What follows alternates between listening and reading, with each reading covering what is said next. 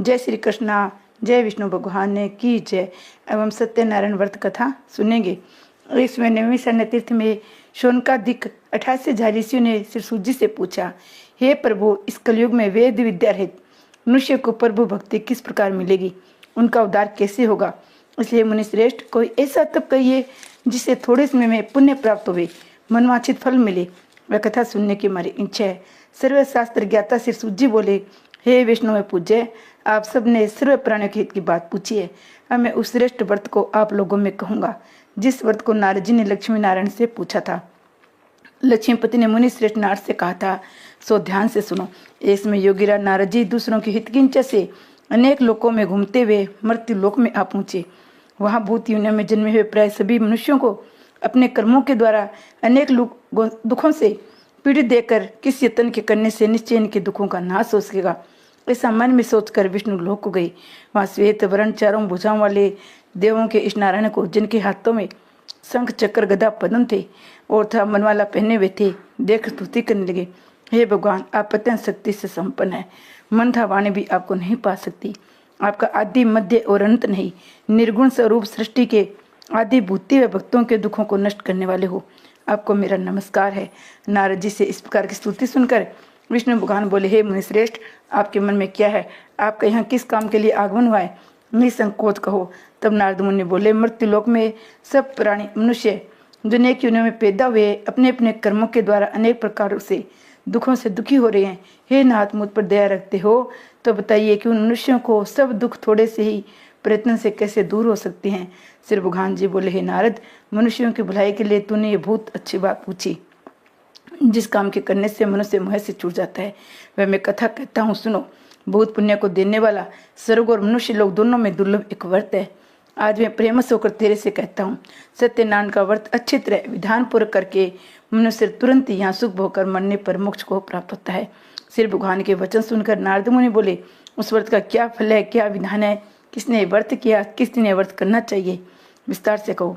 भगवान बोले, दुख शोक आदि को दूर करने वाला, धन धान्य को बढ़ाने वाला, सौभाग्यता संतान को देने वाला, सब स्थानों पर विजय करने वाला, भक्ति और श्रद्धा के साथ किसी भी दिन मनुष्य श्री सत्यनारायण के शाम के समय ब्राह्मणों और बंधुओं के साथ धर्म परायण होकर पूजा करे, भक्ति भाव से स्वाय दे, नवेद केले का फल, घी, दूध और गेहूं का चूर्ण लेवे, गेहूं के भाव में 60 का चूर्ण, शक्कर और गुड़ ले, सब भक्षण योग्य पदार्थ जमा करके स्वाय पे अर्पण कर देवे, बंधुओं सहित भोजन करावे, भक्ति के साथ स्वयं भोजन करे, नृत्य गीत आदि का आचरण कर सत्यनारायण भगवान का स्मरण करके समस्त में व्यतीत करे।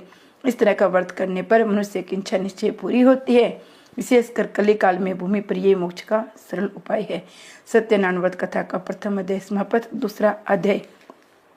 सूत जी बोले, हे ऋषियों, जिसने पहले समय इस व्रत को किया उसका इतिहास कहता हूँ, ध्यान से सुनो। सुंदर काशीपुरी नगरी में एक अति निर्धन ब्राह्मण रहता था। वह भूख और प्यास से बेचैन व नित्य पृथ्वी पर घूमता था। ब्राह्मणों को प्रेम करने वाले भगवान ने ब्राह्मण को दुखी देकर बूढ़े ब्राह्मण का रूप धर कर उसके पास जा आदर के साथ पूछा, हे विपर, नित्य दुखी हुआ पृथ्वी पर क्यों घूमता है? हे श्रेष्ठ ब्राह्मण, ये सब मुझसे कहो, मैं सुनना चाहता हूँ। ब्राह्मण बोला, मैं बहुत निर्धन ब्राह्मण हूँ, भिक्षा के लिए पृथ्वी पर फिरता हूँ। हे भगवान, यदि आप इसका उपाय जानते हो तो कृपा करके कहो। मर्द ब्राह्मण बोला, सत्यनारायण भगवान मनवांछित फल को देने वाले हैं, इसलिए हे ब्राह्मण, उनका पूजन करें, जिसके करने से मनुष्य सब दुखों से मुक्त होता है। ब्राह्मण को सारा व्रत का विधान बताकर बूढ़े ब्राह्मण का रूप धारण करने वाले सत्यनारायण भगवान अंतर्ध्यान हो गए। जिस व्रत को वृद्ध ब्राह्मण ने बताया, मैं उसको करूंगा। ये निश्चय ही करने पर उसे रात में नींद भी नहीं आई। वह सवेरे उठा, सत्यनारायण के व्रत का निश्चय करे, भिक्षा के लिए चला। उस दिन उसको भिक्षा में बहुत दिन मिला, जिससे बंधु बांधवों के साथ उसने सत्यनारायण का व्रत किया। इसके करने से वह ब्राह्मण सब दुखों से छुटकर अनेक प्रकार के संपत्तियों से युक्त हुआ। उसमें से वह ब्राह्मण हर मास व्रत करने लगा। इस तरह सत्यनारायण भगवान के इस व्रत को जो करेगा वह सब पापों से छुटकर मोक्ष को प्राप्त होगा। आगे जो पृथ्वी पर सत्यनारायण का व्रत करेगा वह मनुष्य सब दुखों से छूट जाएगा। इस तरह नारद जी ने नारायण का कहा हुआ ये व्रत तुमसे कहा है। हे विप्रो, मैं बोल क्या कहूँ? इसी बोले, हे मुनीश्वरों, संसार में इस ब्राह्मण से सुनकर किस किसने इस व्रत को किया वह सब कथा सुनना चाहता हूँ। इसके लिए हमारे मन में श्रद्धा है। सूत जी बोले, हे मुनियों जी, जिसने इस व्रत को किया वह सब सुनो। एक समय वह ब्राह्मण धन और ऐश्वर्य के अनुसार बंधु बांधवों के साथ व्रत करने को तैयार हुआ। उसी समय एक लकड़ी बेचने वाला बुढ़ा आया। बाहर लकड़ियों को रखकर ब्राह्मण के मकान में गया। प्यास से दुखी लकड़हारे ने उसको व्रत करते देखकर लकड़हारा ब्राह्मण को नमस्कार कर कहने लगा, आप ये क्या कर रहे हो? इसके करने से क्या फल मिलता है? कृपा करके मुझसे कहो। ब्राह्मण ने कहा, सब मनोकामनाओं को पूरा करने वाला ये सत्यनारायण भगवान का व्रत है। इसकी कृपा से मेरी यहाँ धन धान्य आदि की वृद्धि हुई है। ब्राह्मण से इस व्रत के बारे में जानकर लकड़हारा बहुत प्रसन्न हुआ। चन्ना मतले प्रसाद खाने के बाद अपने घर को गया। लकड़हारे ने मन में इस प्रकार का संकल्प किया कि आज गांव में लकड़ी बेचने से जो धन मुझे मिलेगा उसी से सत्यनारायण देव का उत्तम व्रत करूंगा। कहा, ये मन में विचार कर वह बुढ़ा ब्राह्मण लकड़ियां बेचकर लकड़ियां अपने सिर पर रखकर जिस नगर में धनवान लोग रहते थे ऐसे वह सुंदर नगर में गया। उस रोज वहां पर उसे धन लकड़ियों का दाम पहले दिनों से चौगुना मिला। तो वह बुढ़ा लकड़हारा दाम ले अति प्रसन्न होकर पके केले की फली, शक्कर, घी, दूध, दही, गेहूं, आटा इत्यादि सत्यनारायण भगवान के व्रत की कुछ सामग्रियों को लेकर अपने घर आ गया। फिर उसने सब अपने भाइयों को बुलाकर विधि के साथ भगवान जी का पूजन और व्रत किया। उस व्रत के प्रभाव से बुढ़ा लकड़हारा धन पुत्र आदि से युक्त हुआ। संसार के समस्त उपभोग कर बैकुंठ को चला गया। सत्यनारायण व्रत कथा का दूसरा अध्याय समाप्त। तीसरा अध्याय। सूत जी बोले, हे श्रेष्ठ मुनियों, अब आगे की कथा कहता हूँ, सुनो। पहले इसमें मुल्कम नाम का एक बुद्धिमान राजा था।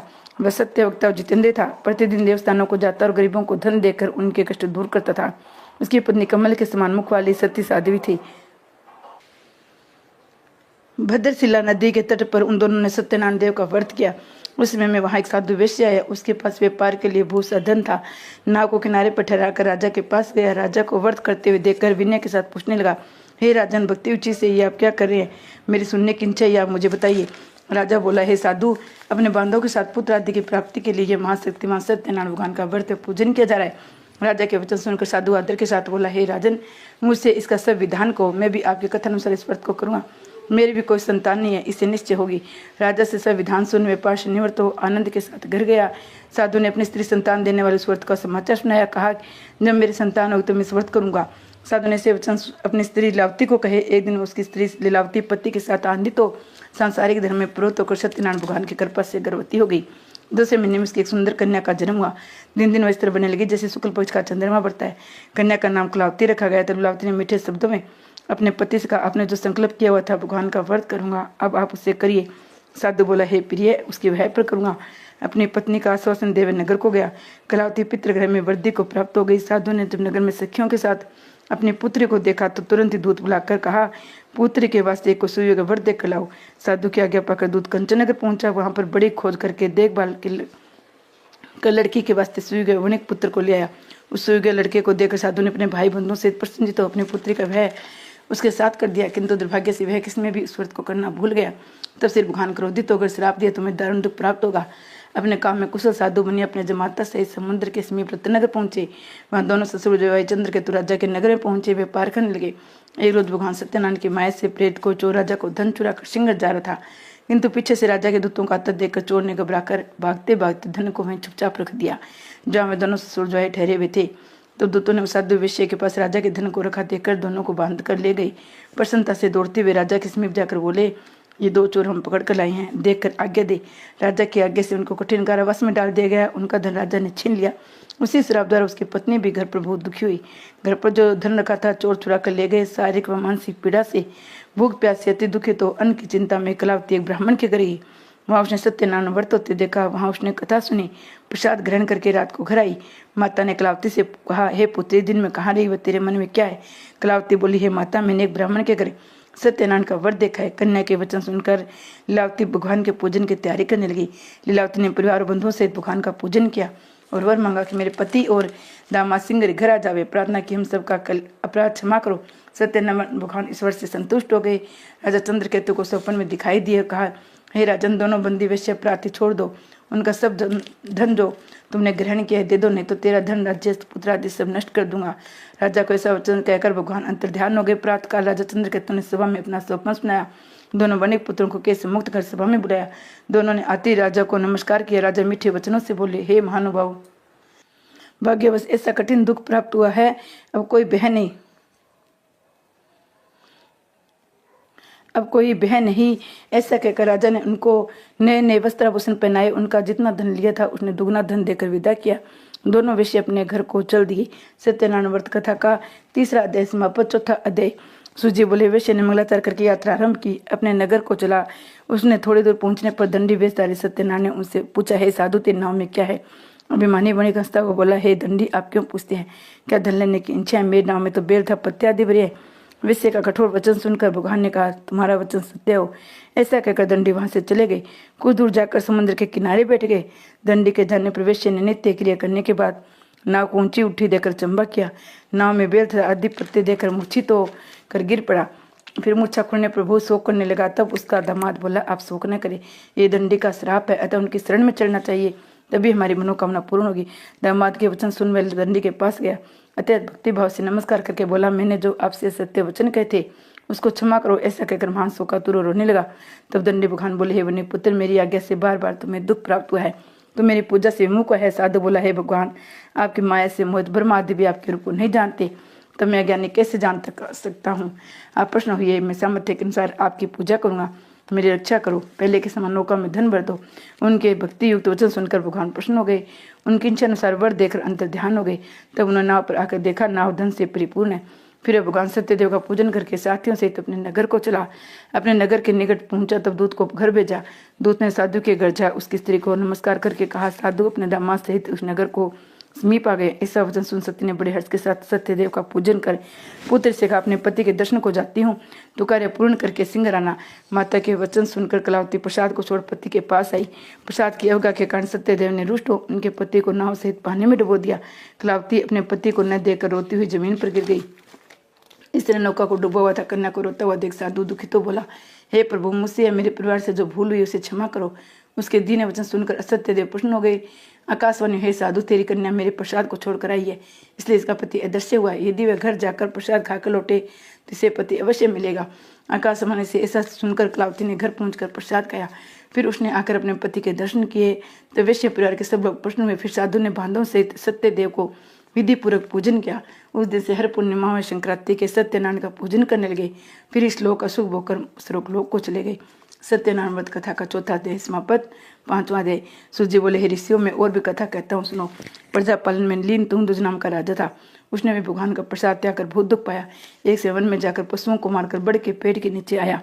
उसने भक्ति भाव से ग्वालों को बांधव से सत्यनारायण का पूजन करते देखा। राजा देखकर भी विमान वश न वहां गया, नमस्कार किया। जब ग्वालों ने भगवान का प्रसाद उसके सामने रखा तो वह प्रसाद को त्याग करके अपने सुंदर नगरी को चला गया। वहाँ उसने अपना सब कुछ नष्ट पाया तो जान गया सब कुछ भगवान ने किया है। तब विश्वास कर ग्वालों के समीप गया, विधि पूर्वक पूजन कर प्रसाद खाया तो सत्यदेव की कृपा से पहले जैसा वैसा ही हो गया। शुभ होकर मरने पर स्वर्गलोक हो गया। जो मनुष्य इस परम दुर्लभ व्रत को करेगा, भगवान की कृपा से उसे धन धान्य की प्राप्ति होगी। निर्धन धनी होता है, बंदी बंधन से मुक्त होकर निर्भय हो जाता है, संतानों को संतान प्राप्त होती है, सब मनोरथ पूर्ण होकर अंत में वैकुंठ धाम को जाते हैं। जिन्होंने पहले इस व्रत को किया उसके दूसरे जन्म की कथा कहता हूँ। वत्सानंद ने ब्राह्मण सुदामा का जन्म लेकर मोक्ष को पाया। उनका मुख का नाम राजा दशरथ होकर वैकुंठ को प्राप्त हुआ। साधु नाम के विषय ने मोरध्वज बनकर अपने पुत्र को आर्य से चीरकर मोक्ष को प्राप्त किया। महाराज तुंगध्वज ने स्वयंभू होकर भगवान के भक्ति युक्त कर्म कर मोक्ष को प्राप्त किया। इति से सत्यनारायण कथा पंचमो अध्याय समाप्त। जय सत्यनारायण भगवान की जय। सत्यनारायण भगवान की कथा सुनने से सारे मनोरथ पूर्ण होते हैं। ज्येष्ठ माह है, बहुत बड़ा माह है, बहुत बड़ी पूर्णिमा है। कथा सुने, व्रत करे, पूजा करे, भगवान सब मनोरथ पूर्ण करते हैं।